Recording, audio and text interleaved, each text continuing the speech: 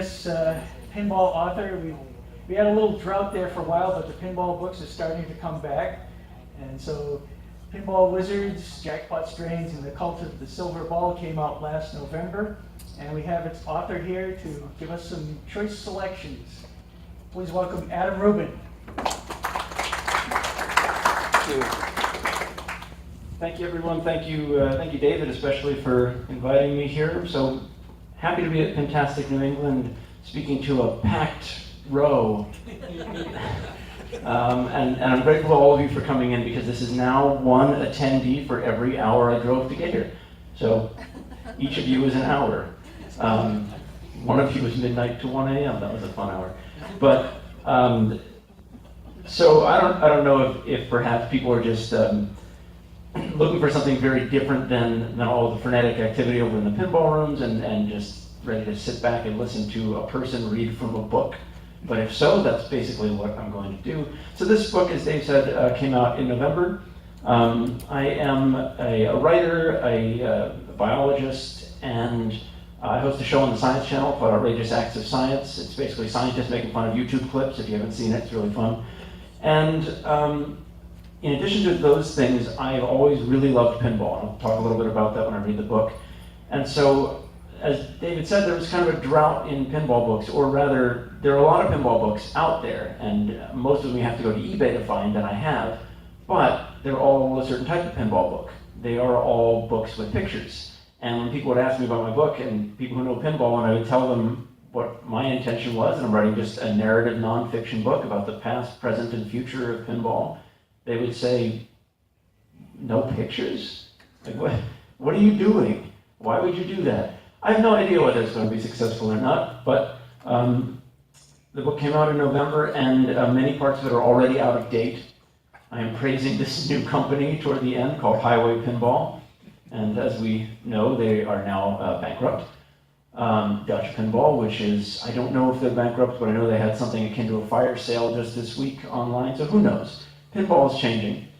So the book is partly my experiences with pinball. Some of it is first-person narrative. I'm going to Papa in Pittsburgh and trying to win, and you can read the book to see whether I do or not, but you can also go to papa.org and see that I haven't.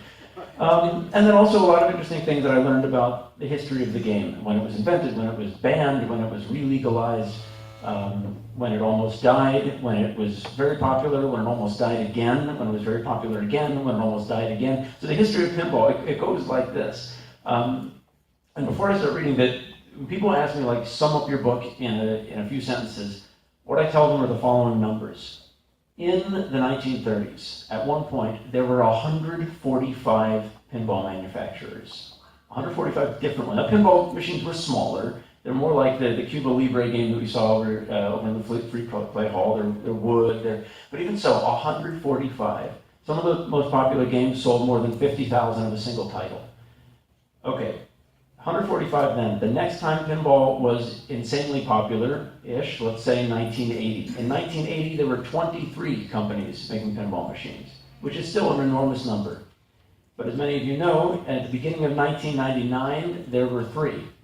At the end of 1999, there was 1, and it wasn't the big one. WMS, which had a 75% market share, was one of the ones that did not make it out of the millennium. And then for most of the 2000s, there was just one company, Stern, which almost went out of business themselves in the financial crisis, 2008, 2009.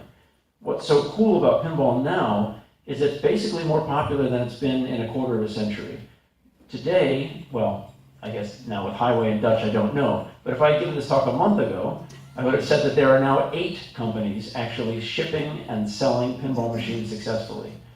Now there are probably 7 or maybe 6, but even so, it's still a far cry from 1 and maybe 0. So pinball is on its way up, and I'm hoping, and I'll talk about this a little bit at the end, I'm hoping, as I'm sure many of you are, that this new rise is different than the last one in the early 90s, and then the one before that in the early 80s, in that it's got a bit more of an organic nature to it that's going to cause it to stay, rather than 5 years from now we all say, oh crap, pinball's dead. So I'm just going to read a couple excerpts from the book, and then I'll take questions. And then after that, I brought books to be happy to sell and sign. I can either hang out in the back of the room, or when the next seminar starts, I can go out in the hallway with them. So they're here. So I'm just going to read a little bit from the introduction. I love pinball. It is a bizarre, intricate game that has no valid reason to exist. Just think of the absurdity of someone inventing this thing from scratch, designing the 3,500 individual pieces that compose today's games, meticulously assembling and decorating every square inch, programming a complicated set of rules, and then putting it in a bar for strangers to slap. Pinball machines almost look like attempts at what's kindly called outsider art, the kind you'd find at a specialized museum next to a placard reading, "This machine and the adjacent toothpick model of the Burj Khalifa were built by hand over a span of 20 years by a high-functioning chimpanzee trapped in a municipal steam turbine." Once, in graduate school, I mentioned the word pinball to a classmate, and she asked, "Pinball? Is that like the game with a ping pong ball and paddles?" I explained that no, the game with a ping pong ball and paddles was called ping pong. Did the mic? Oh, there it is. Okay. I then described pinball in excruciating detail until I realized that she had stopped listening because she thought I was describing a video game. My first exposure to pinball came during childhood, when it was just one component of the greatest time and place the universe had to offer: summer nights at Funland Amusement Park in Rehoboth Beach, Delaware. Like many visitors down shore, my family spent 51 weeks a year in northern Delaware and one glorious week in southern Delaware at the beach. Delaware boasts a handful of beach towns, of which Rehoboth is the largest. My family would rent a little house in one of the smaller towns, Lewis or Bethany, and spend a week in a kid's paradise. During the day, we'd play in the ocean or on the sand, eating a lunch of local sweet corn and canned tuna on the porch. At night, we'd drive to Rehoboth, where we could hear the screams of the Ferris wheel and paraglider the moment we opened our car doors. My dad would feed the parking meter quarters we'd brought in black plastic film canisters. Remember those? Grumbling about how a quarter used to buy you half an hour and now it was 20 minutes. This gives us until 9:40, he'd say, and my sister Rachel and I would beg for just one more quarter, a little more bought time, 20 more of the most treasured minutes we knew. Funland was, and still is, I'm happy to report, a wonderful little family-owned amusement park on the Rehoboth Boardwalk. There were rides, there were win a stuffed animal games, but not the impossible kind, like throw a basketball through a hoop slightly smaller than a basketball. And always, sitting in the same spot between the shooting gallery and the carousel, just beside the toddler boats and with a clear view of Super Goblet Toss, there was pinball. At the end of the night, arms full of new stuffed animals that needed names, we'd amble down the boardwalk, the Atlantic crashing softly on one side and the bright saltwater taffy shops on the other, buy frozen custard, and count the hours, or if it was the week's final trip to Funland, the months, until we could return. My wife, Marina, says I over-romanticize Rehoboth, that it's really just another hot, crowded beach town with cheap pizza and henna tattoos. Maybe that's true. But whatever neural processes lock a place and time into one's memory as heaven on earth have locked it into mine. Even now, more than 35 years since our initial visit to the shore, my family has returned to every summer, spouses and grandkids and all. Rachel's then boyfriend, now her husband, proposed to her during one of these trips. One of my happiest moments was watching my daughter, Maya, ride the toddler boats in 2013, just like I did in 1981, possibly even without the boats having been repainted in the interim. For years, pinball embodied everything I loved about the beach, but it remained strictly a beach activity. I didn't hang out in arcades, and even when a restaurant or bowling alley had a pinball machine, it held no special sway beyond, I know what that is. Then during college, I dated a woman who loved pinball. When we were camp counselors together, we'd play whenever possible, usually on the 1992 Fishtails machine in the cafeteria, until a destructive camper leaned too hard on the playfield class, taking Fishtails out of commission for the rest of the summer. Some aspect of her affinity for pinball must have stayed with me, and the affinity grew into an obsession. If I saw a pinball machine, I had to play it. Leaving it untouched would be like walking past an exquisite sunset, saying, meh, there'll be another one tomorrow. There's just something about pinball. It's not like a video game. Pinball is a kinetic sculpture, like the one in the lobby of the Franklin Institute, Philadelphia's Science Museum, that I used to stare at endlessly during class field trips. It's a shiny, blinking, flipping, bouncing, shooting, cracking overabundance of stimuli. It is, however, only a game. Or so I thought. Then I joined a pinball league. In grad school, I had a friend named Mike. Mike and I had a ritual of playing theater of magic at a local bar on Tuesday nights. Mike excelled at all sports, from racquetball to martial arts, but pinball was my thing. I think that's why he played it with me so often. When he won, on occasion, he'd have the extra gloat power of beating me at something I was good at. For my 24th birthday, Mike's gift was simple. He had the foresight to Google 2 words it had somehow never occurred to me to Google, and those words were Pinball League. Mike paid my $40 entry into the summer 2003 season of the Free State Pinball Association, and for me, the world would never be the same. As the years passed, I learned from my competitors. I picked up advanced techniques like the hold pass, the bounce pass, the chill maneuver. The list of machines whose rules I knew grew, and according to the Professional and Amateur Pinball Association Advanced Rating System, I rose as high as 80th in the world. In the world! I put it on my resume. I actually did, at the very bottom, under other interests and activities. An interviewer even asked me about it once. "Oh, sure," I said, nonchalantly exhaling onto my fingernails. "I dabble a bit." I don't play sports. I have a physique like an Ethernet cable.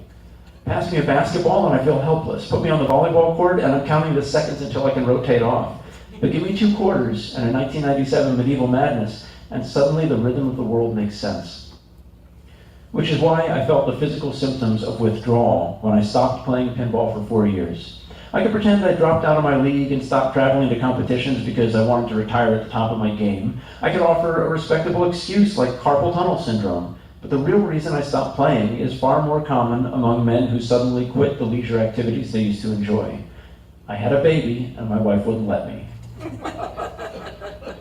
Shortly after my daughter turned 3, my son was born. Now that's it, I thought. With 2 kids, I can scarcely justify a trip to the bathroom, let alone a night at a pinball league or a weekend at a tournament. Pinball is history, and I'll just have to take up another hobby, like nothing. Yes, that's what I'll replace pinball with, nothing. Then something wonderful happened. For years I dreamed of writing this book, but I kept procrastinating, not for any good reason, but just because writing a book is a lot of work, even when it's about something you love. To help me out, Marina, who is nothing if not a proponent of professional development, offered a deal. "If you write that book you keep talking about," she said, "you can play all the pinball you want." I should emphasize that she said this out of the blue. Caught me completely off guard. I probably stammered with my tongue on the floor, cartoon-like, wondering what the trick was. Was this one of those things where women want you to resist to prove that you care? "But I don't want to play pinball," she was expecting me to say. "I only love you and the children and laundry." I then concluded she must be having an affair. But no, the offer was genuine. In that wonderful way that spouses know exactly what their partners require to succeed, she had intuited my need for external motivation to write a book. I could play pinball, free and clear, and I could start with a triumphant return to the World Pinball Championships. I knew I wasn't going to take the pinball world by storm, to suddenly kick ass and clean house and dominate the competition, screaming to the heavens while gripping the first place trophy in my bleeding flipper fingers. That wasn't the point. The point of my project was to see if it could be done someday. If I, an ordinary person with a modicum of experience, stood any chance of becoming a World Pinball Champion. The World Pinball Championships, run by the Professional and Amateur Pinball Association, PAPA, are held outside Pittsburgh every year in a warehouse arcade of over 500 pinball machines. Over the course of the next year, I would travel from my home in Washington, D.C. to compete in the World Pinball Championships 3 times. Between the championships, I would rejoin my pinball league for 1 season, not only to see if I lost my touch, but also to see how pinball had changed. The country is currently enjoying a pinball renaissance. Not only is the game's popularity back on the rise after a multi-decade drop, but the industry itself, which nearly disappeared off the face of the earth on 4 different occasions, is reinventing itself in risky, interesting ways. I would learn the fascinating history of the game, which began in a much simpler form, then so irked the establishment that New York City Mayor Fiorello LaGuardia publicly smashed pinball machines with a sledgehammer and dumped them into the Hudson River. I would meet Roger Sharp, the man who helped re-legalize the game, and whose sons currently oversee the more than 40,000 players in the International Flipper Pinball Association, IFPA. I would visit pinball arcades and barcades, pinball museums, and the factories where pinball machines are built. I would talk to the people keeping the sport alive, including competitive pinball champions, game designers who sweat for months over the exact placement of a ramp, and the CEOs of pinball manufacturing companies, from the largest and oldest to the upstart startups, trying, and sometimes failing, to make and sell new pinball machines from their garages.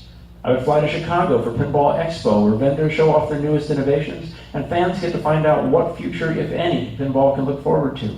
And maybe, just maybe, throughout all of this, I'd stay married.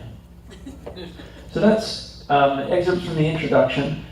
In the book, I do go on to talk about what it's like to try to compete at Papa, asterisk, in C Division, where I didn't win anyway, but also what the history of the game was like. And I think in talking to people, I tell people about the book, and most people I talk to in real life are not like the people in this room. They don't think about pinball ever, and which doesn't mean they don't like it.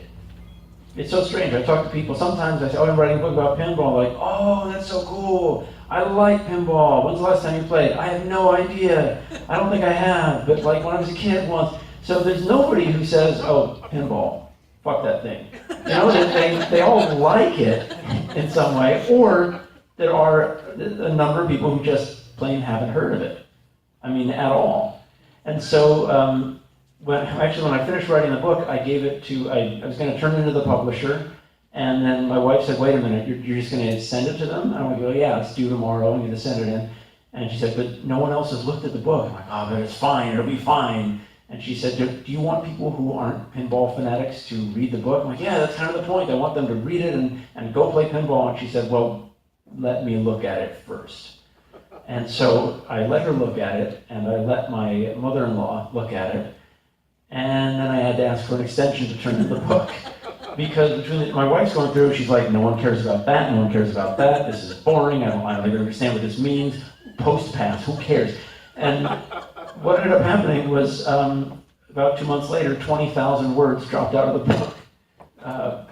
Because my wife and mother-in-law don't give two shits about pinball. And now it's down to something that even they can be okay with. So, let me read a little bit from chapter 2, which is about the banning of pinball in New York City. There are a lot of interesting things in there that I didn't know. Chapter 2, just going to read a little bit of it before going on to one more excerpt, and I'll take questions. So chapter 2 is called The Vicious Form of Amusement. I don't want to draw unfair conclusions, but based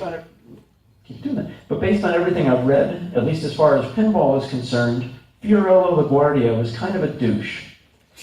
I say that not only as a pinball fan who cringes at press photos of a New York mayor smashing pinball machines with a sledgehammer, but also as a concerned citizen who feels that unease is not an overreaction anytime a politician publicly smashes things he dislikes with a sledgehammer.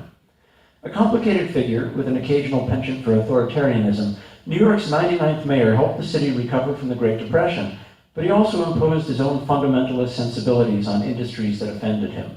Pinball offended him. LaGuardia's anti-pinball crusade was, at least nominally, part of his pre-World War II crackdown on organized crime, but he had no compunction about expanding that crackdown to suppress any activity he deemed evil. Pinball, roulette wheels, jukeboxes, pool tables, burlesque houses, and, see if you can guess, artichokes. LaGuardia's artichoke embargo had more to do with accusations of mob-driven price fixing than any animosity toward artichokes in particular, but I'll grant him that if there is such a thing as an evil vegetable, it's an artichoke. I can't eat you unless I steam you, get over yourself. The mob had a stranglehold on his city, controlling more than a lot of people were comfortable with, and LaGuardia was determined to save New York's soul. But pinball? Before 1934, the New York City Police Department had a huge job on its hands. Slot machines were proliferating throughout the city, and unless officers could absolutely prove that they were being used for gambling, a more difficult task than it sounds, they could do nothing. Meanwhile, according to Police Commissioner Louis J. Valentine, the slots bred worse vices, and the primary obstacle to eliminating them was political will. In the first couple months of 1934, LaGuardia mustered that political will, and about 2,000 slot machines were seized, half owned by mob boss Frank Costello, effectively wiping the city clean of the offending one-armed bandits. Pin games, which is something that pinball machines were sometimes called then, pin games rushed in to fill the void, flourishing in all the corners previously occupied by slots. "Let's drive the bums out of town," LaGuardia famously declared in a radio address, broadly and problematically implicating non-specific bums. Mob connections aside, to the casual observer, it's easy to assume that pinball was banned simply because it was a game, a frivolous amusement, a time and money waster for a generation that could spare neither. But the reality was a lot messier. Pinball manufacturers have begun blurring the line between pinball machines and gambling devices. For example, even though games like Contact, 1933, easily took in pennies and nickels in exchange for a fun few minutes, their true competition for patrons' coins, slot machines, offered automatic payouts for lucky pulls. So Bally debuted Rocket, 1933, a handsome Art Deco pinball table that paid players for high scores, making it essentially a slot machine plus physics. The advertising flyer boasted that it could operate in open or closed territory, meaning the payout door was lockable, converting it back when necessary to what they called a novelty game, one played purely for enjoyment. It didn't help that many of the machines set to give cash payouts were the type known as one balls, games that consisted of launching a single ball, seeing what happened, and then either collecting or not collecting coins. What's the difference, really, between pulling a slot machine lever and watching reels randomly spin, and pulling a pinball machine plunger and watching a ball randomly drift into one hole or another? The pinball boom scared LaGuardia, who watched the public's growing addiction to pin games with concern. Store owners, he learned, were lowering the price of pinball from a nickel to a penny during school hours, presumably in order to attract students on their lunch breaks and, as some claimed, to encourage truancy. I was going to skip ahead a little bit. On July 4th, 1935, the New York Times reported on a high court decision regarding, quote, the legality of the game of bagatelle or the pin game. The court case arose when City Commissioner of Licenses Paul Moss refused to issue a license for, quote, a Brooklyn amusement place. The dispute, as it remained until a dramatic event in 1976, which is later in the book, was over whether the pin game was a pin game of skill or a pin game of chance. The Times subheadlines are unambiguous, declaring in all caps, skill ruled no factor, and quoting the judge's decision that the device relies on innate gambling spirit, which may seem strange, by the way, that there's a debate over whether there was skill or luck in pinball. But remember, this is 1935. The first flippers did not get added to a game until 1947. So flippers were still 12 years in the future.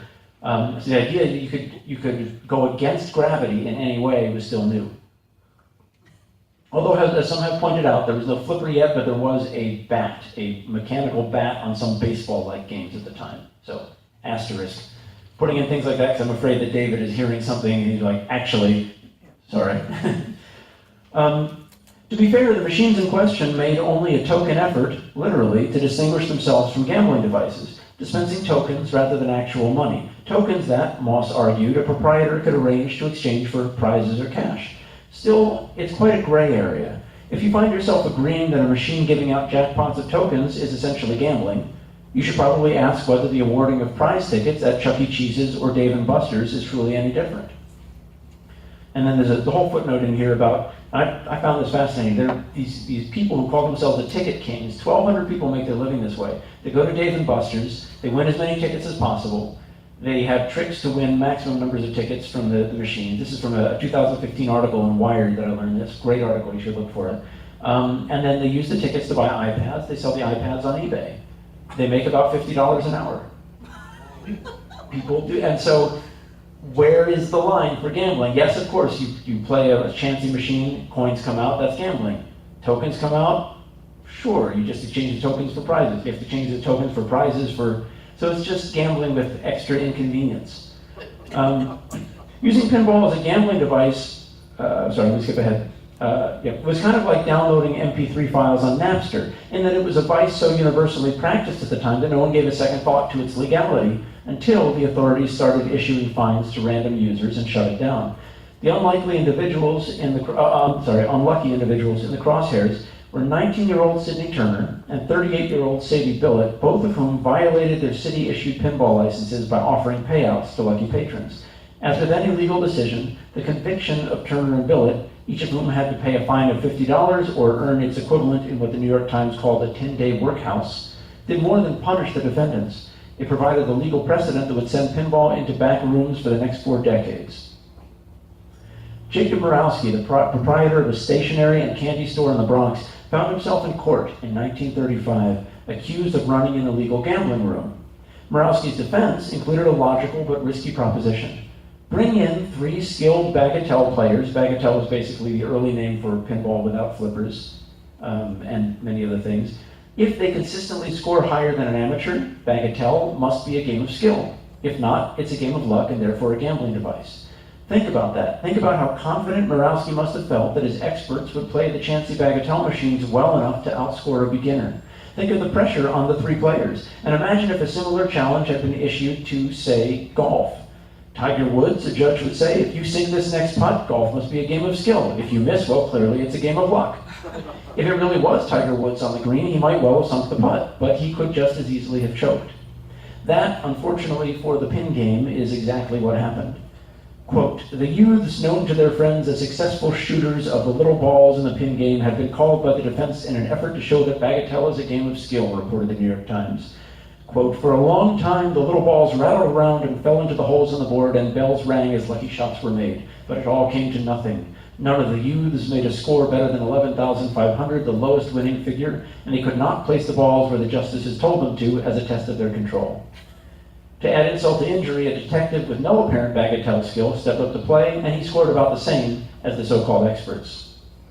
This outcome could not have been too surprising. According to the Brooklyn Public Library's blog, in a post beautifully titled Pinball Gets Blackballed, a New York University professor in 1936 sought to test the skill question with brute force academic rigor. His students tallied their scores during a whopping 67,800 unskilled plays on pinball machines, sometimes playing blindly with machines obscured, plus another 30,000 games played by department assistants assigned to develop their skills.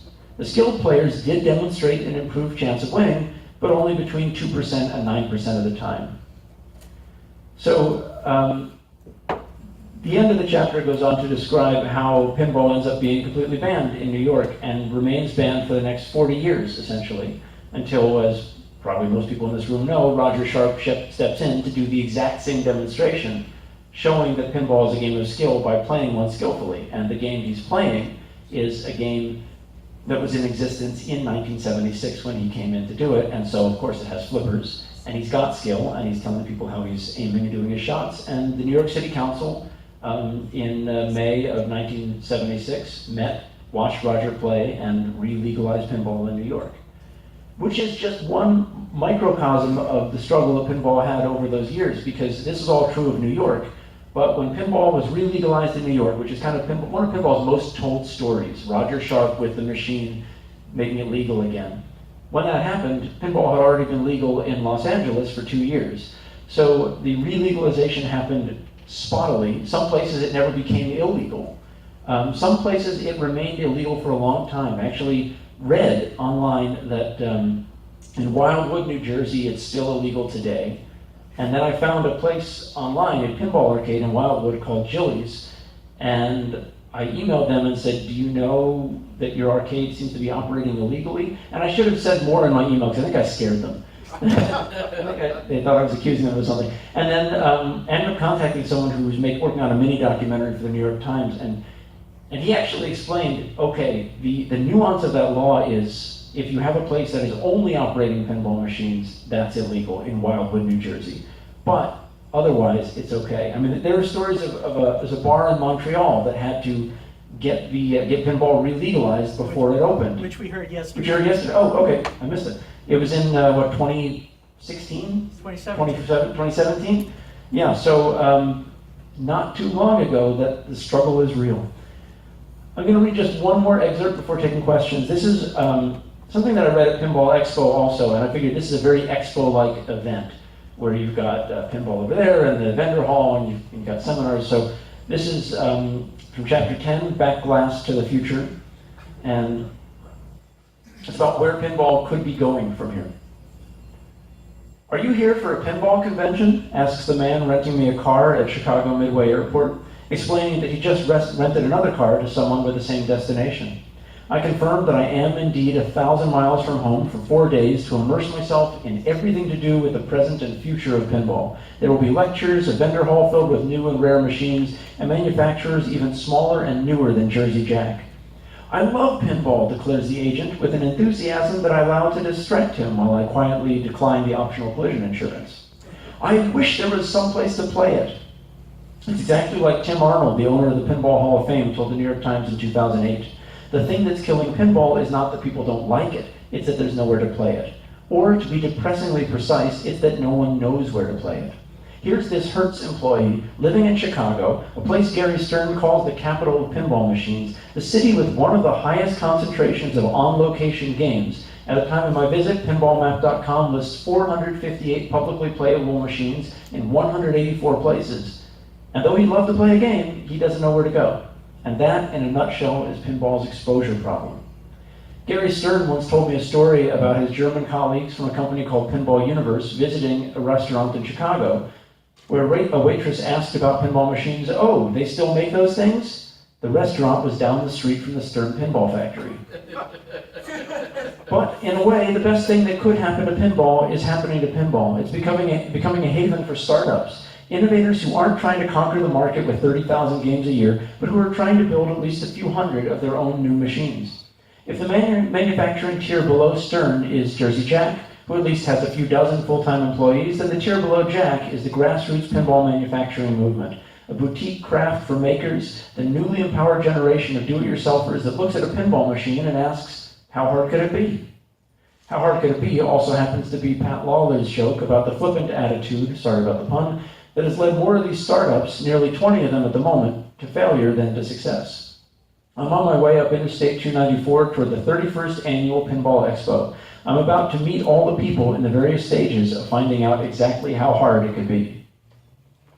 And I'm just going to skip through to one little bit toward the end before I take questions. I guess this next part sounds a little spoiler alert-y, but it's not like it's a novel where someone dies, so yeah. I think pinball has a future for two reasons. One is that it continues to evoke such intense emotions from those who alternately love and hate it, sometimes within the same minute. As long as pinball can make players feel so game-wallopingly frustrated and so high-fivingly exultant, all it needs is a stream of players willing to seek it out. The second reason has more to do with pinball's current trajectory, the fact that there were 145 manufacturers in the 30s, 23 in 1980, then only 3 by the late 90s, then 1, then nearly 0. But now, just in the last few years, as the book says, the count is back up to 5. Well, as we've seen, we're 6 to 8, depending on how you register it.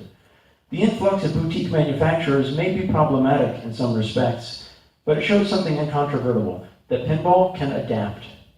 Pinball has reflected the zeitgeist of the eras it's passed through, from the salon de jeu normalizing the pursuit of leisure, to the tug-of-war between gambling and puritanical overreach, to the public mini-expositions of innovation in the arcade age, to the individualization of entertainment that shifted pinball machines out of corner stores and into basements, to what we're seeing today, a re-empowerment of the small-time creator, using tools formerly only available to large companies to make and distribute pinball machines.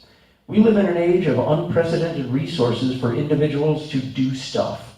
You can become a taxi driver for Uber or Lyft, own a bed and breakfast with Airbnb, manage a store on eBay and crowdsource startup funds. It remains to be seen whether this is a realistic business model for pinball manufacturers, but I think it says something that at least people want to try it.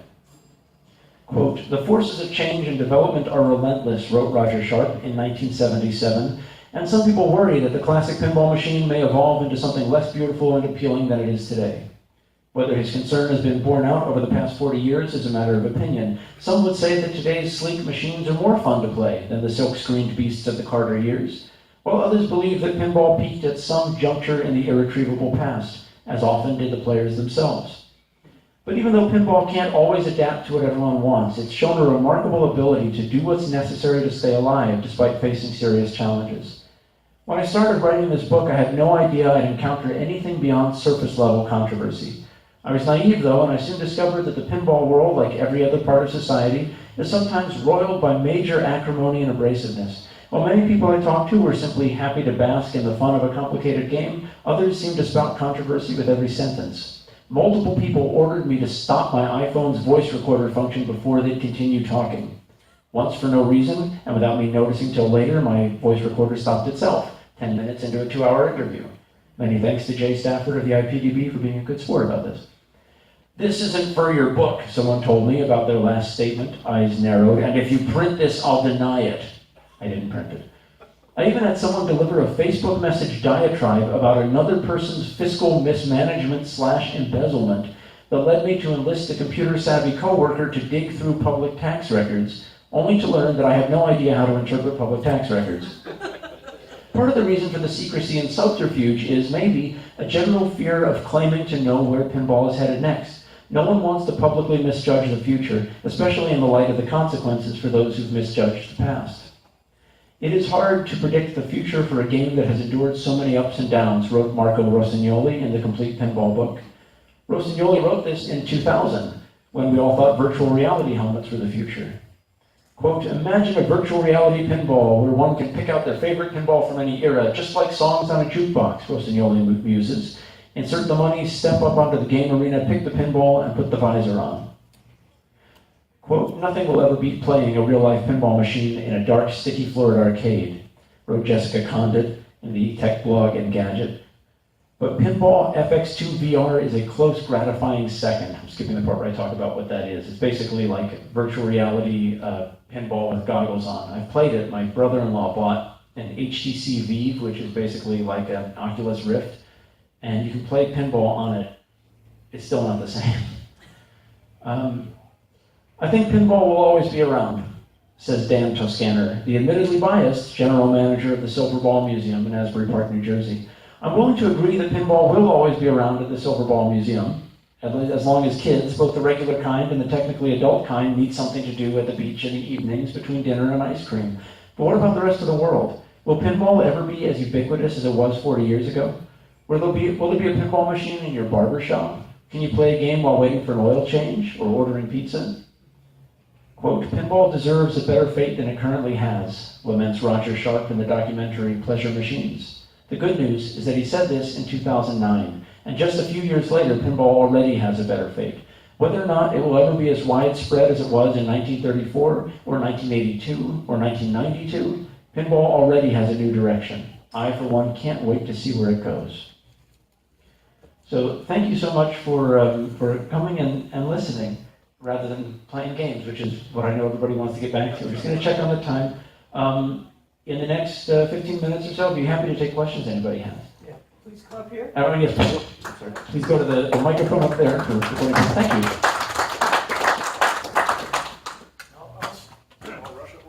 I'll start off, so you can also get this microphone up.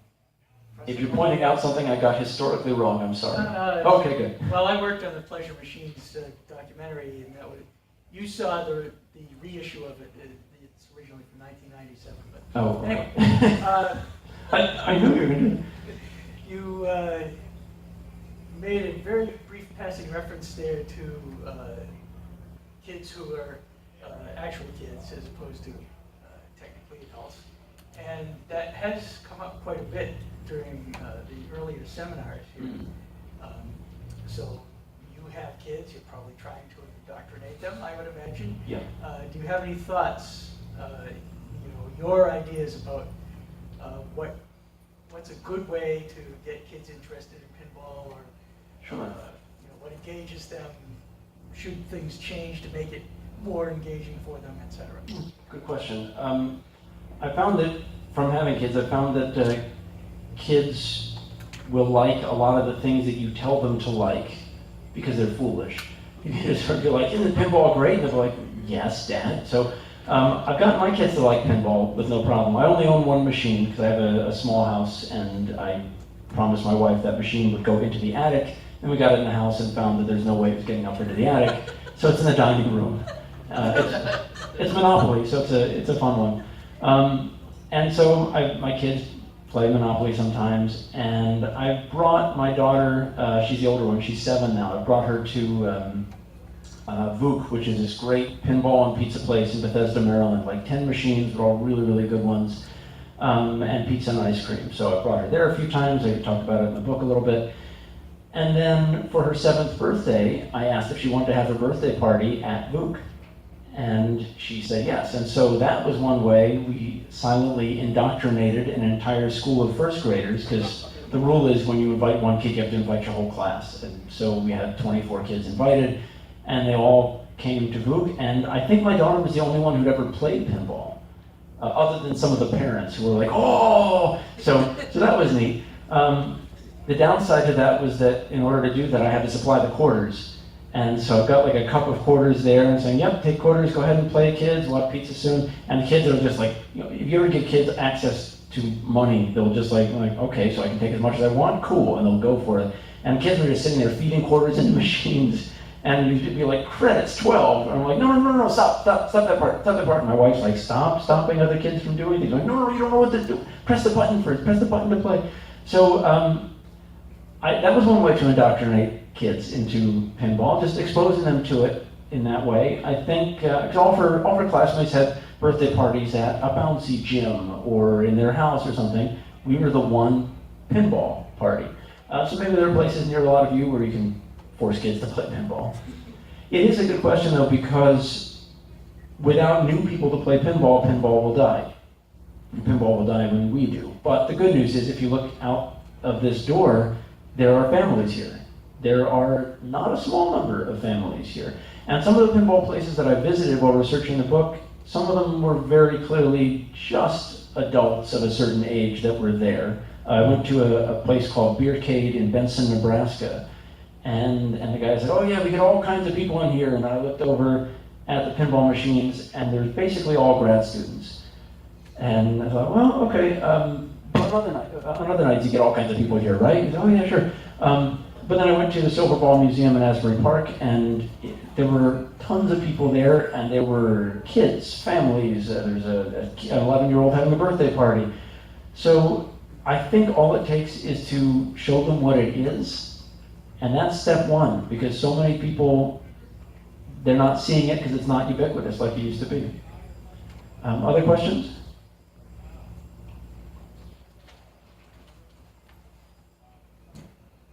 Not really a question, but like, I have to laugh. I'm going on 54, so back in the mid-'80s in my Canadian city, we had the introduction of punk rockers, so the youth that had tattoos and body piercings and stuff. So we had a tiny hole-in-the-wall arcade with pinball machines and a few video games. And just because punk rockers would hang out on the street corner near City Hall and the state capitol, like they hated it, and they outlawed it pretty well. So we went from having arcades and bowling alleys and bars to having next to nothing.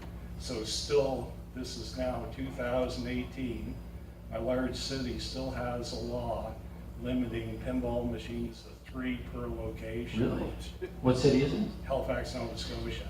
Everyone write the government of Halifax now. Email them. So the bizarre thing with, I opened my own arcade and I screwed the lot. They didn't want to do anything because it was too embarrassing. But it goes way back. They put any type of amusement center in with a strip club, a junkyard, and another one. And it's like there's no zoning ever where you can have it. So Wow. like, even in 2018, we just lost like our last strip club, like there's nothing left. So it's amazing how they can outlaw stuff and then Yeah. it goes away.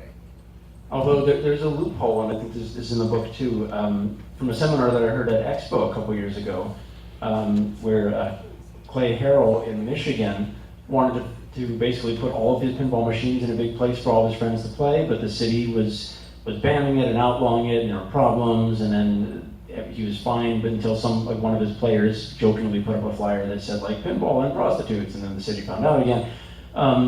And so the loophole he ended up finding was that the city would not allow him to open an arcade, but they would allow him to open a museum. And so he calls it the Ann Arbor Pinball Museum. And it's got a lot of games, put some information up about the games. That doesn't take much effort, and they allowed that. But then they said, okay, we're going to permit you to be a museum, but we're not going to permit you to be open more than 4 times a year. So I don't know what legal limbo they're in, but people are finding loopholes. Yeah, it is a shame. And Roger Sharp talked about this to me too. He said, he was a kid, he never understood the ban because every week his mother would give him $1.35 to go play in his bowling league, and she said, go bowling, but whatever you do, don't go upstairs. And one time he went upstairs, and what's upstairs was billiards. So somehow bowling was wholesome enough that she would pay him to go do it weekly, but billiards was problematic enough that his mother forbade him from ever looking at it. So it's just a perception among adults that whatever the kids are doing, it must be up to no good. Other questions?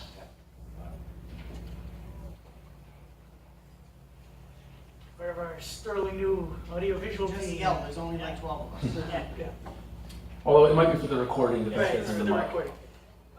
So, For the 5 people who watch the recording. to get new, next generation into pinball, what do you think that pinball manufacturers need to do to get the younger crowd into it, because they're more interested in playing like Candy Crush on their smartphone?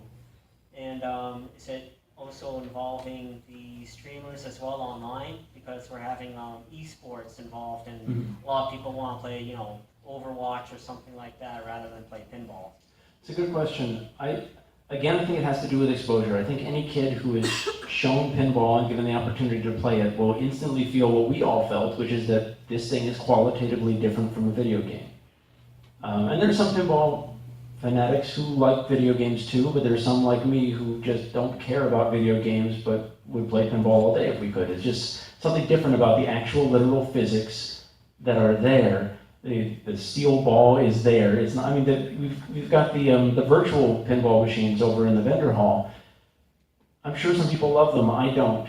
They're just not that interesting to me, because unless something has an actual physical ball, I don't really. It's just not that much fun for me. So I think that's part of it. What manufacturers can do is, in many ways, what they are doing.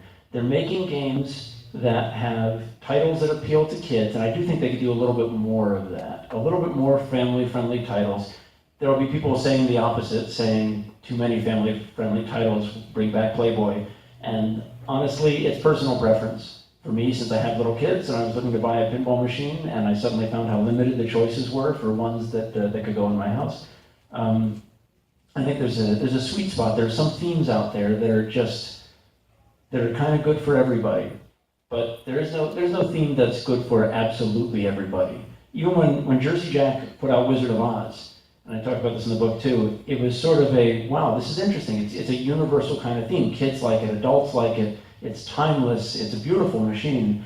And then it got a review from the president of the Polish Pinball Association saying, great machine, but we don't really have Wizard of Oz as a cultural touchstone in Poland, and so it's that we can take or leave the theme. So there's no theme that everyone's going to love. I think that by making games that are a little bit more instantly accessible, that's one of the reasons why Attack from Mars is so successful. Easy to play, hard to master. It's got a great big bash target in the center. You know how to play it as soon as you get there. Same thing with Medieval Madness. You know there's a big castle, you have to hit it with the ball. So I think a lot of things that manufacturers are doing is helpful, but it would be good to remember that it's also helpful to have something that a brand new player can look at and know exactly what to do with. And this is true, even those of us coming up to a brand new machine, we don't know what to do yet. And that's part of the charm of pinball. The whole rule set would take you take you a long time to memorize, and the number of machines that you know is a limited number, unless you're someone like Bowen Cairns who knows absolutely all of them. You know these 20 games, and if one of them is in the tournament, then you're very happy about it. And if it's only games that you don't know, you're not happy about it. So I think that will certainly help. It's also a very different landscape now than it used to be. In 1980, 5% of the pinball machines that were sold went into someone's house. Now that number is more like 45%. So it's a little different. They have to cater to a different market. It's not just people putting them on location, it's a lot of people just buying them for themselves. Any other questions? Last call. So what I think we should do is have you take a corner there for, we've got another 5 minutes, and Sure. maybe sign a few books and come back to the autograph session around 5 p.m. sign some more. Sure. So I'll be at that table right now for the next 5 minutes, and then I'll move out of the way so that I'm not interfering with Project Pinball's talk, which you guys should stay for because they do great things. I talk about them in the book too. So thank you all so much for coming. And I guess I'll be at an autograph session at 5 as well. 5, Yep. again in here.